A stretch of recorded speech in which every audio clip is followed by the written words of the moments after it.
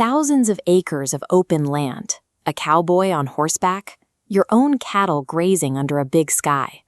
This is the image of the American West that movies and real estate listings sell, a picture of total independence and quiet growth. But the reality is far messier. The listing photos don't show the well pump that burned out last Tuesday, or the $40,000 fence line that washed out in a spring flood. In this business, your revenue arrives once or twice a year, while your expenses arrive every single day. Despite these razor-thin margins, some of the wealthiest people in America are currently the largest buyers of ranch land. Jeff Bezos, Bill Gates, and John Malone have collectively acquired millions of acres, entering a market that destroys owners who don't see the risks coming. To understand why these investors are moving so aggressively into agricultural land, we have to look past the romance and separate the cattle from the dirt. We have to look at the profit and loss statement versus the balance sheet. Examining the logic of these billion-dollar acquisitions reveals a model where the livestock often function as a placeholder for more sophisticated financial strategies involving long-term equity and tax law. The single largest cost of owning a ranch is the land itself. In the American West, prices range from remarkably cheap to incomprehensibly expensive, and buying a bargain in a remote region often creates a financial trap that new owners rarely anticipate. This diagram shows the difference in carrying capacity. In Wyoming, sparse vegetation means a single cow might need 30 acres to survive. In the Texas Hill Country, denser grass allows that same cow to thrive on just a few acres. The cheap land forces you to buy exponentially more territory just to support the same size herd. Even after the purchase, you don't actually have a functioning ranch yet. You have a very expensive piece of dirt.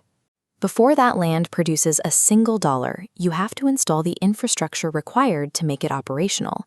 Fencing is a non-optional expense.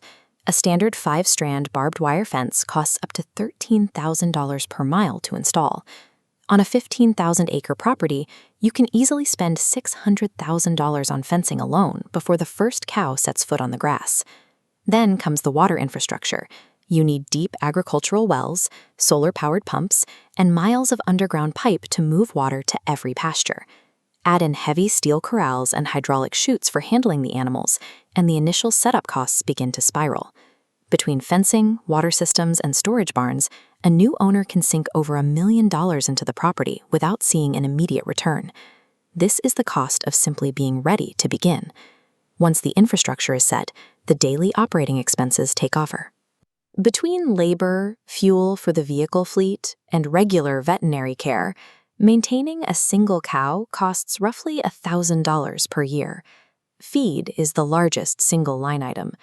When the grass stops growing in November, you spend 5 to 7 months hauling large round bales of hay to the herd. For a 500-cow operation, that hay bill can reach $300,000 in a single winter. This creates a structural problem. Your expenses arrive daily, but your revenue only arrives in the fall. The entire year's income depends on selling calves by the pound in an auction ring, where the price is out of your control. This is where the volatility trap closes. A sudden late spring blizzard can kill a significant percentage of your calves in a single night. A summer drought can stunt the hay crop, doubling your feed costs while everyone else is fighting for the same limited supply. Even in a good weather year, you are at the mercy of global cattle cycles. A $50 swing in the market price per hundredweight can cause over $100,000 of anticipated revenue to disappear just weeks before you plan to sell. Because your costs are relatively fixed while your revenue is highly volatile, a standard cattle operation is lucky to achieve a 1 to 3% return on assets in a typical year. If the daily economics of cattle are so marginal, how do the largest operators build wealth? They survive by looking at their land as more than just a place for cows. Smart operators diversify. They monetize the land through hunting leases, hay sales, or agritourism.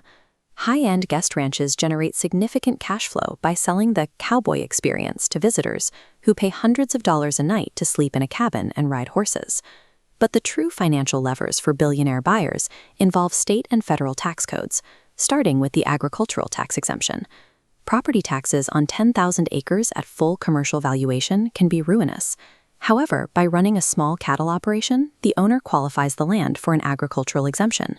This legally slashes the tax bill to a tiny fraction of the standard rate, making the land significantly cheaper to hold. Beyond property taxes, billionaire landowners often utilize a specific federal provision to unlock the latent value of their land without selling an acre, the conservation easement. The owner signs a legal agreement to permanently restrict the property from commercial development or subdivision. Because the land can no longer be used for housing or industry, its market value declines. That difference creates a massive financial gap. The owner then claims that gap as a charitable deduction. For a wealthy buyer, a single easement can shelter tens of millions in other income from federal taxes for over a decade. While these tax strategies provide immediate benefits, the quietest wealth builder is appreciation. Agricultural land in the United States has historically increased in value with remarkable consistency. It is a finite asset that doesn't suffer from corporate earnings misses or quarterly market panics. For those who understand the math, the cattle merely cover the operating costs, paying for the privilege of holding the land. The dirt itself is what builds generational wealth, providing a combination of appreciation and tax efficiency that no other asset can replicate.